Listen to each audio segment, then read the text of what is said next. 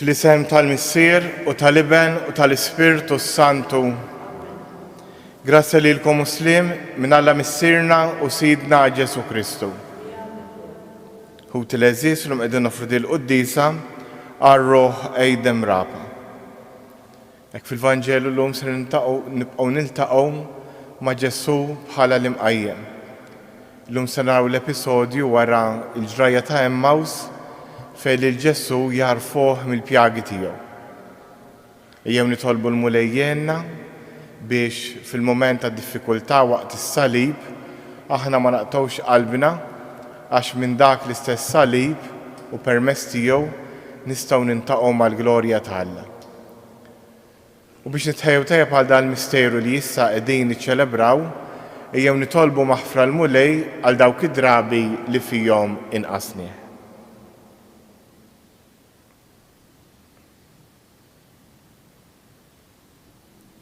Int li jogħġbok issir bniedem bħalna u salvajtna, mulej ħnina. Int li mittalina fuq is-salib, Kristu ħnina. Int li ftaħtilna triq tas-sema, mulej ħnina. Iħenna lina Alla li jista' kollox, jaħfrinna dnubietna u wassalna għal ħajja ta' dejjem. Glorja l-Alla fil-għoli tas-smewiet, paċi fl-art li d-bnedmin ta' rieda tajba. Infaħruk, inberkuk, nadurawk, natuk ġieħ. Irroddulek ħajra l-glorja kbira tiegħek. Mulej Alla Sultan tas-sema, Alla Missier li tista' kollox. Mulej ben waħdini Ġesu Kristu. Mulej Alla ħaruf talla bin il-Missier. Int li tneħħi d-nubiet tad-dinja ħenna lina. Int li tneħħi d-nubiet tad-dinja il-qatt tal-btana. Int li qiegħed fuq il-lemin tal-Missier ħenna lina. Għaliex int waħdek Quddies, int waħdek mulej, int waħdek il-għoli Ġesu Kristu, mal-Ispirtu Santu, fil-glorja tal-Missier Alla. Amen. Nitolbu.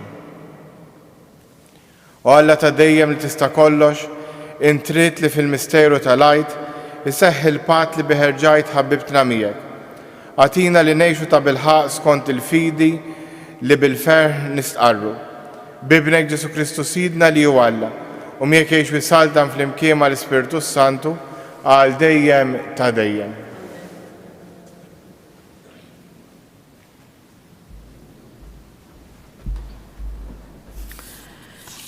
Qarim il-ktieb tal-Atti tal-Apostli. F'dak iż-żmien, waqt li r-raġel il-magħtub kien imqabbad ma' Pietru u Ġwanni, in-nies mistaġba għall-aħħar ġrew il-koll flimkien lejhom ħdejn il-portiku li jgħidulu ta' Salamun. Pietru kif rom għalilhom: Nies ta' Iżrael, x'intom tistaġbu b'dan? Jew x'intom tħarsu lejna, isna konna aħna li bħilitna jew bit-tieba tagħna għamilna lil dan ir-raġel jimxi. Alla ta' Abraham, Alla ta' Iżak u Alla ta' Ġakob, Alla ta' missirijietna igglorifika lil qaddej tiegħu Ġesu li intom tradejtuh u ċħadtuh quddiem Pilatu għalkemm dan kien qataħħa li jitilqu. Intom ċħadtu l-qaddies u l-ġust, tlabtu l-ħelsien ta' wieħed qattil u qtiltu lill-awtur tal-ħajja. Imma Alla qajmu mill-imwiet u ta' dan aħna xhieda. Kien bl-isem ta' Ġesu u permezz tal-fidi f'dan l-isem li dan ir-raġel li intom tafuh u qegħdin tarawh ħa saħħtu. Hija l-fidi fih li tagħtu saħħtu għal kollox qudiemkom il-koll. Issa ħuti, jiena naf li kemm intom u kemm il-kapijiet tagħkom għamiltu dan għaliex ma kontux tafu.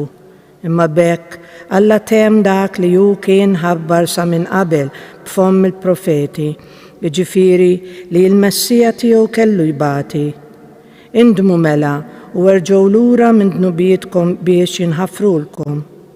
Hekk jiġu żminijiet ta' mistrieħ mingħand il-mulej u hu jibatilkom il-Messija li għażlilkom li hu Ġesu li għalissa għandu jibqa' fis-sema sa ma jseħħ it-tiġdid kollu li fl-immoddi semma Alla b'fomm il-profeti qaddiesa tiegħu. Mosè ukoll qal: il-mulej Alla tagħna jqallmilkom profeta bħali minn fost ħudkom, lilu isimgħu f'kull ma jgħidilkom, u jiġri li kull min ma jismax minn dan il-profeta jinqeret minn qalb il-poplu. U l-profeti kollha ibda minn Samwel u dawk li ġew warajh il-koll tkellmu u ħabbru dawn il-jiem. Intom uliet il-profeti u għerrieta tal-patt li Alla għamel ma' missirijietkom qabel qal lill-Abraham. F'nislek jitbirku l-ġnus kollha tal-art. Kien għalikom l-ewwel li Alla qajjem il-qaddej tiegħu u bagħtu jbarikkom billi kull wieħed minnkom jerġa' lura minn ħżonitu. Il-kelma tal-mulej. Nroddu ħajr lil Alla. Mulej Sid tagħna kemm hu kbir ismek fl-art kollha. Mulej Sid tagħna kemm hu kbir ismek fl-art kollha. Mulej Sid tagħna kemm hu kbir ismek fl-art kollha. X'inhu l-bniedem biex tiftakar fih, bin il-bniedem biex taħseb fih. Mulej Sid tagħna kemm hu kbir ismek fl-art kollha. Ftit inqas mill-Allat għamiltu, bis-sebħ u l-ġmiel żejjintu. Għedtu fuq l-emejjel kollha ta' jdejk, kollox taħt riġlejh għedtlu. Mulej Sid tagħna kemm hu kbir ismek fl-art kollha. In-naċ u l-baqar kollha sal-bejjem tax-xari, l-għasafar tal-ajru u l-ħut tal-baħar, dak kollu li terraq fil-baħar. Mulej Sid tagħna kemm hu kbir ismek fl-art kollha. Alleluja, alleluja. Alleluja, alleluja. Danu il-jum li għamel il-mulej, ħanifirħu u nitennew fih. Alleluja.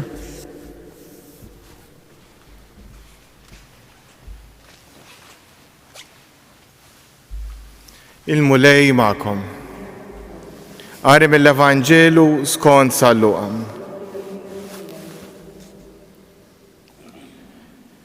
F'dak iż-żmien, id-dixxipli ta' Emmaus kienu qegħdin itarfu x'kien ġralhom fit-triq u kif kienu warfu lil Ġesu fil-qsim tal-ħobs.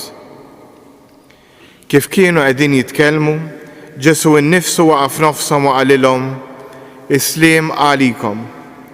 U ma twerru bil-biża' għax ħasbu li kienu qegħdin jaraw xi fantażma. Iżda qalilhom: għaliex tħawwadtu, għaliex dan it-tħassib kollu f'qalbkom. Araw idejja u riġlejja, jiena hu, missuni, u bifmuha li l-Ispirtu Santu m'għandux laħam Adam bħalma qegħdin taraw li għandi jien. Huwa u jgħidilhom dan u rihom idejh u riġlejh. Iżda billi huma bil-ferħ tagħhom kienu għadhom ma jridux jemmnu u baqgħu mistaġba qalilhom: għandkom xi ħaġa tal-ikel hawn? Huma resqulu quddiemu biċċa ħuta mixwija u hu ħada u kiela quddiemhom. Imbagħad qalilhom: meta kont għadni magħkom qedtilkom dawn il-kelmiet. Jeħtieġ li jseħħ kull ma nkiteb fuqi fil-liġi ta' Mosè, fil-profeti u fis-salmi. Imbagħad fetħilhom moħħhom biex jifhmu l-Iskrittura u hu qalilhom: hekk kien miktub li l-Messija jibati u fi 3 jiem iqum mill-imwiet u l-indiema għal maħrf ta' dnubiet tixxandar f'ismu lill-ġnus kollha. Ibda minn Ġerusalemm. Intom xhud ta' dan. Il-kelma tal-mulej.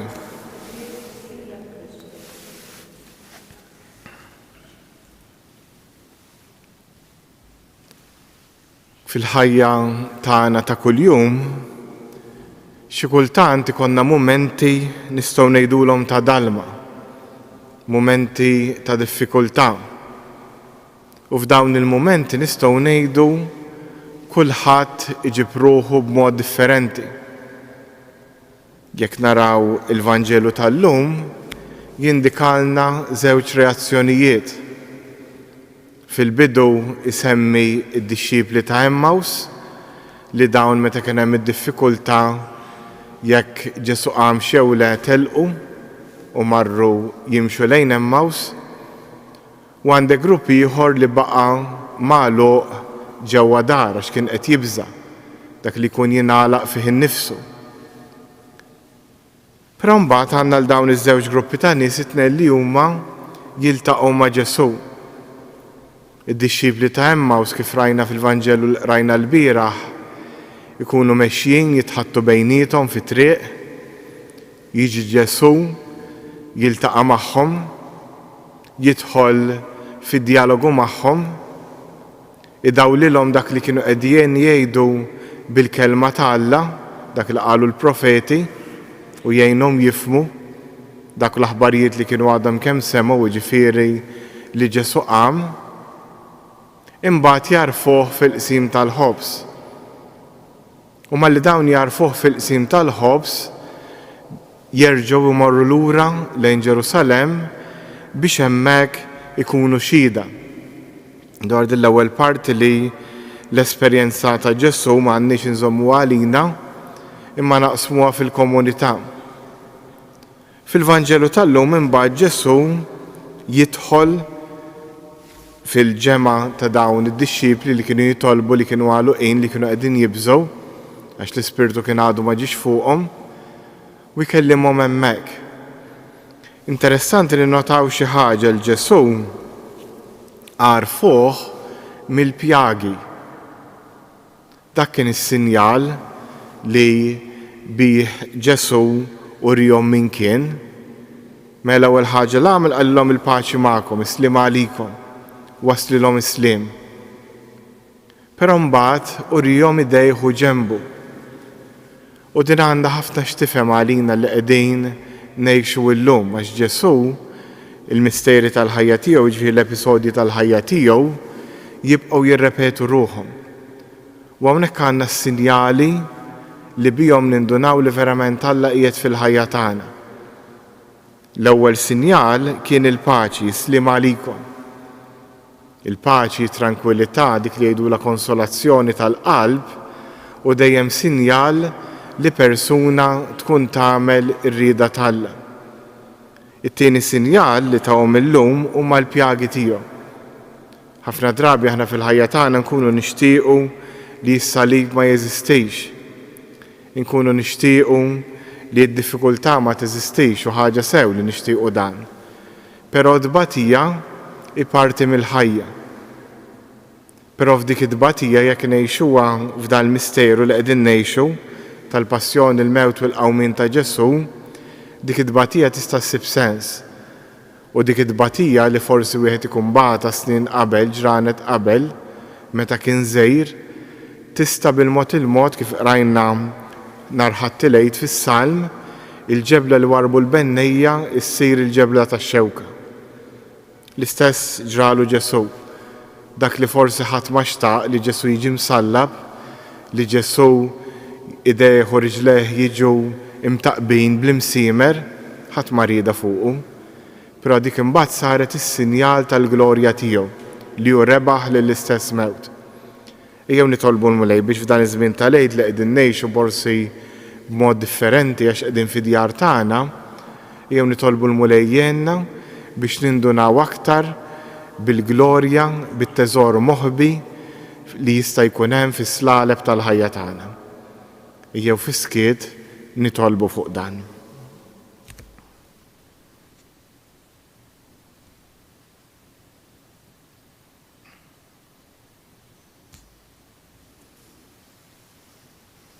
U jew issa ħu teleżis irresqu t-talbit tagħna il-missierna tas-sema li dejjem jismana. Tolbuk missier ħanina għall-Knisja, għall-Papa, l-isqfijiet tas-saċerdoti biex il-Knisja tkompli dejjem tagħmel ir-rieda tiegħek. Nitolbu. Tolbuk missier ħanina għalina l-koll, għal kull wieħed waħda minna biex fuq l-eżempju ta' dawn id-dixxipli nibqgħu narfuk, nibqgħu nindunaw bil-glorja tiegħek fil-ħajja tagħna. Nitolbu. Mulej Ġesu, bħalma d-dixxipli ta' Emmaus wara ntaqgħu miegħek marru fil-komunità u kienu ta' xhieda għalik, nitolbu kenna biex meta niltaqgħu miegħek ma nibżgħu qatt inkunu ta' xhieda għalik fid-dinja. Nitolbu. Resqulek Missier ħanin ukoll il-pellegrini kollha jiġu jżuru dan is-santwarju u dawk kollha li segwuna permezz tal-mezzi ta' komunikazzjoni. Nitolbu.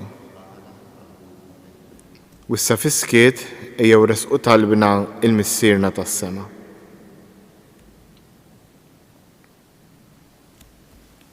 Nitolbu dan kollu bi Kristu Sidna.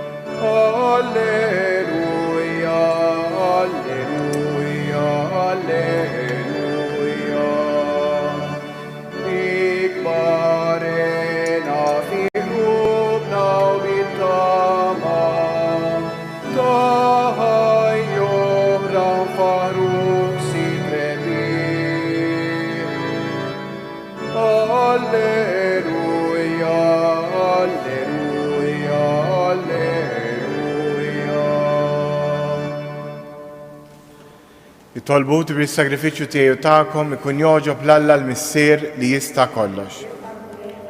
Sagrifiċċju għat tifħir glorja ta' ismu, ħtiġijiet tagħna u tal-Knisja mqazza kollha tiegħu.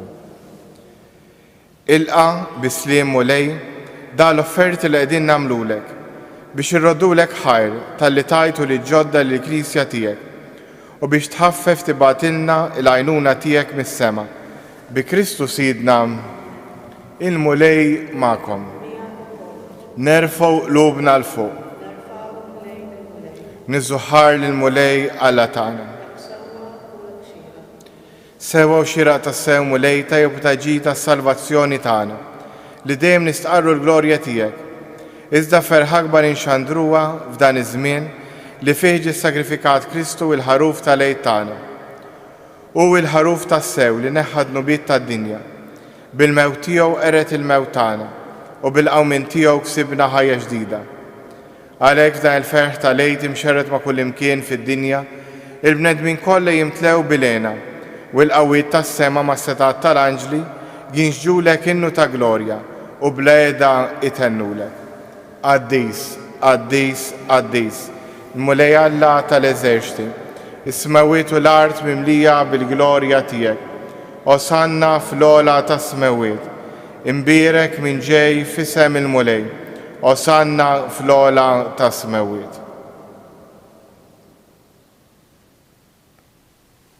Qaddis tas-sew int mulej inti lajn ta' kull qdusija. Qaddes għalhekk nitolbuk dan l-offerti bil-barka tal-Ispirtu tiegħek biex isiru għalina il-ġisem u d-dem ta' Sidna Ġesu Kristu, li meta kien se jingħata biex mir-rajħ ibati ħal ħobs radd il-ħajr, qasam, tal id-disċipli tiegħu qal, ħudu u kulu il-kol minn dan, għax dan huwa ġismi li jingħata għalikom.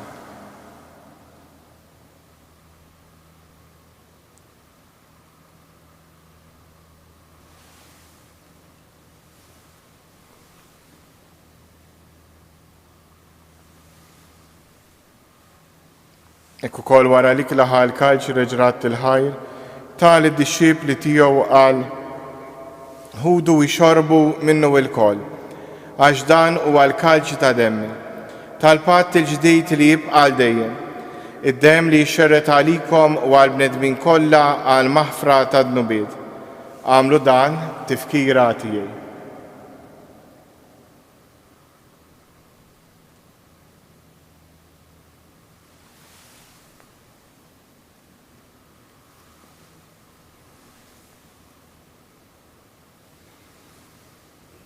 Danu il-misteru tal-fidi, inħabru l-mewt tiegħek mulej, inxandru bil-ferħ l-qawmien tiegħek nistennewk sa ma tiġi fil-glorja. Għalhekk aħna nagħmlu dan tifkira tal-mewt u l-qawmien ta' Sidna Ġesu Kristu, nofrulek mulej il-ħobs tal-ħajja u l-kaġ tas-salvazzjoni, u rroddulek ħajra xogħġbok tilqana quddiemek biex naqdu. U miċ-ċokon tagħna nitolbu li l-Ispirtu Santu jaqadna f'ġisem wieħed, li jenna nieħdu sem il-ġisem u d-dem ta' Kristu. Ftakar mulej fil-Knisja tiegħek imxerda mad-dinja kollha, wettaq fl-imħabba, fl-imkien mal-Papa Franġisku, l-Isqof tagħna Anton u mal-Ministri tiegħek kollha. Ftakar ukoll fħutna li raqdu bit-tama tal-qawmien, ftakar fejdin, ftakar fil-mejtin kollha, daħħalhom quddiemek fid-dawl tas-sebħ tiegħek. Ħenna lina l-koll nitolbuk, għati lilna wkoll il-wirt tal-ħajja ta' dejjem, flimkien mal-Verġni Mqazza Omm Alla Marija, żewġa Ġuseppi, l-Apostli u l-Qaddisin kollha li jgħix fil-ħbiberija tiegħek sa mill-bidu tad-dinja. Għamel li magħhom infaħruk u nsebħuk b'Ġesu Kristu ibnek. Bi Kristu, ma' Kristu u fi Kristu, jingħata lilek Alla Missier li tista' kollox, flimkien mal-Ispirtu Santu, kull ġuħu glorja għal dejjem ta' dejjem. Immexxija mill-istess Spirtu li mexxa lil Ġesu, ejjew nitolbu t-talba li hu stess għallimna. Missierna li inti fis-smawiet, jitqaddes ismek, tiġi saltnatek, ikun li trid int kif is-sema hekk fl-ard.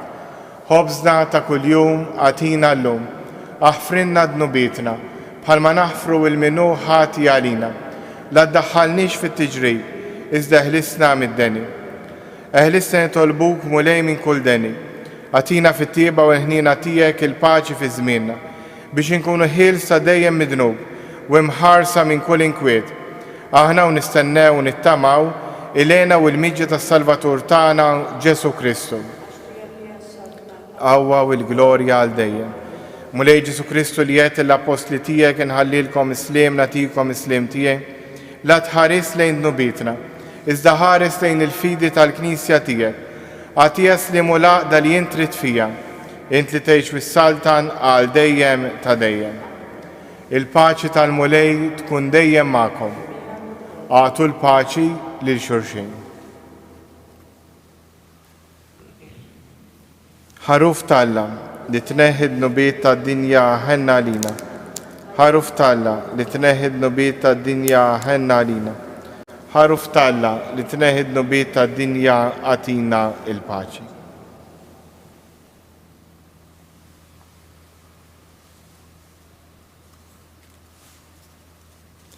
Danu il-ħaruf talla, danu li jneħħi d-nubiet tad-dinja. Ħen jindawk li huma mistiedna għall-ikla tal-ħaruf. Mulej ma jistoqlix tidħol taħt is-saqaf tiegħi. Iżdejt bis kelma waħda u ruħi tkun imfejqa.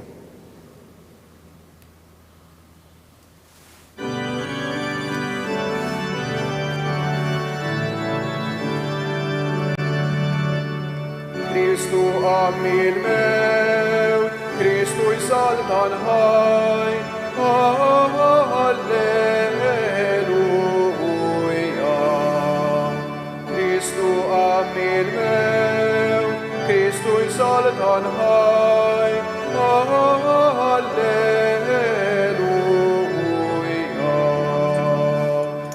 Il-Kristu tal-ħejja, jissit wissu l-tħal, rebbieħ fuq il-mew, għawitu setan, nannu għalenija, glorja u forjegija.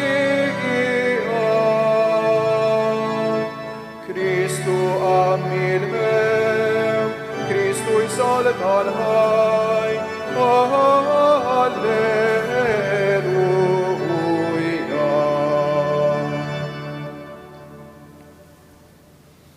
Ħutjew issa nagħmlu flimkien it-qarbina tax-xewqa. O Ġesu, jiena nemmen li inti tinsab ta' bilħaq fis-sagrament tal-Ewkaristija. Irrid inħobbok fuq kollox u fuq kulħadd. Inti taf li nixtieq nirċevik ġewwa fija. Imma ġala darba bħalissa ma nistax nilqek fija sagramentalment, nitolbok li tiġi fija spiritwalment. Ejja għandi Ġesu tiegħi biex jien ningħaqad miegħek. Ħeġġiġni fl-imħabba għalik biex f'ħajti u f'mewti jien nemmen dejjem fik, nittama fik u nibqa' nħobbok għal dejjem.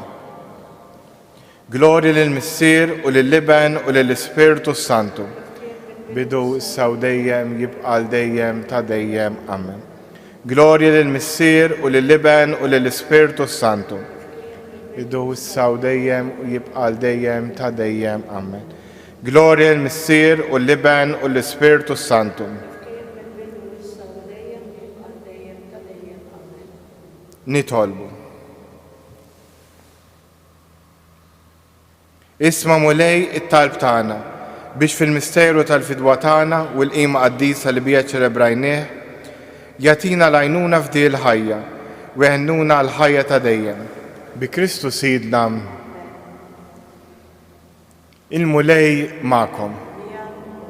U jberikkom Alla li jista' kollox, il-Missier, l-Iben u l-Ispirtu Santu. Morru u għejxu fil-paċi ta' Kristu.